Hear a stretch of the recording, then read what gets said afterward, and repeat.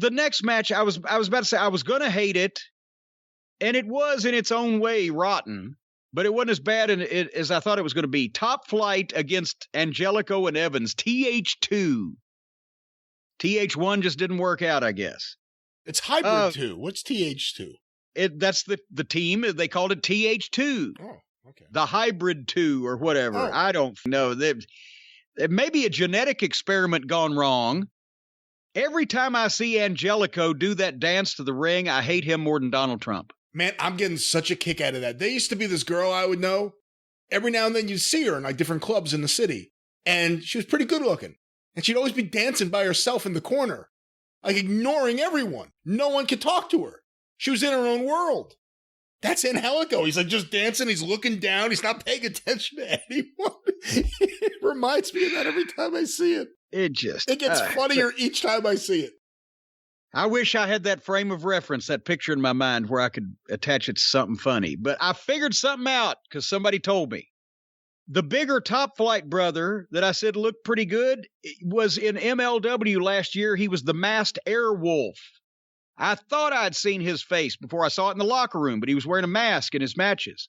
And I think they doomed him also because I remember at one of the production meetings, they said, oh, this guy's spectacular. We told him just go out and do all of his shit and be spectacular. And he went out and missed half the shit he tried because they put pressure on a young kid to go out and be spectacular. You don't ever tell somebody to go out and be spectacular. But anyway, these kids have something. There was lots of flipping and jumping, but not as bad as one would think.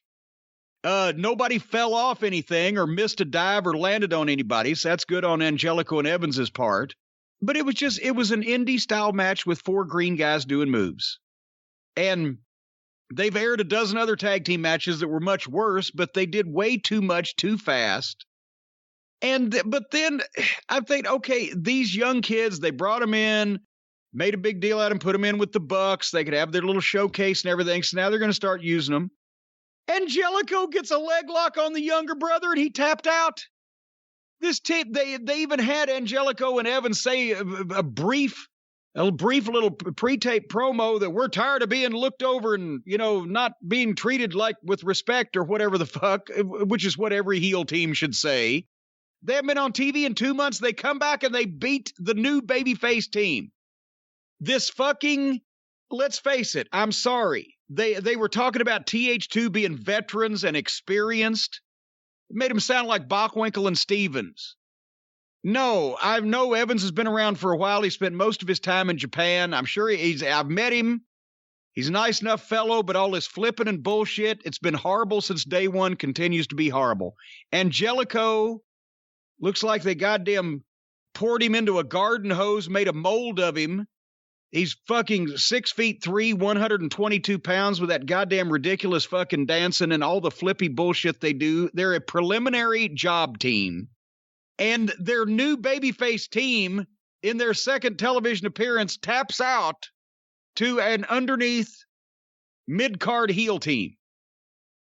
Explain this one to me, Ricky. Oh, I can't explain this to you. I was stunned that that's the And then the Bucks run out and made the save. Of course, because they're the big brothers of every idiot in the tag team division. And boy, how intimidating are they that Angelico and Evans had to run out of the ring. The Bucks come out there, they look so weak, and the heels run away. But I can't explain it. If they wanted to put some fucking oomph behind TH2 because they're tired of being taken advantage of, then they could have had them beat some other team. Did they have to have them beat the fucking team they just signed and started to push? Now, by the way, Top Flight is 0-2. They get beat by the Bucks, then they get beat by these schlubs. They couldn't come back and give them a win, so at least another 1-1. Fucking idiots. FTR and Tully were in a dark room with a white tablecloth. And they actually told us that the Bucks were the best tag team in the world for 3 seconds in their match. And they gave us no reason to be mad at them or believe that they will beat the Bucks the next time.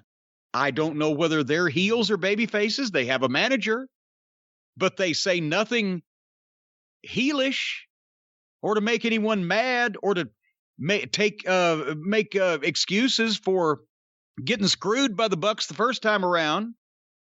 So they must be the baby faces. But then that would make the Bucks the heels. And that would necessitate that any fucking adult human being, any male human being over the age of 14 should be intimidated by the heels. So that means the Bucks can't be the heels. So what the fuck is going on here? They've killed our boys. Just mealy-mouthed fucking bleh.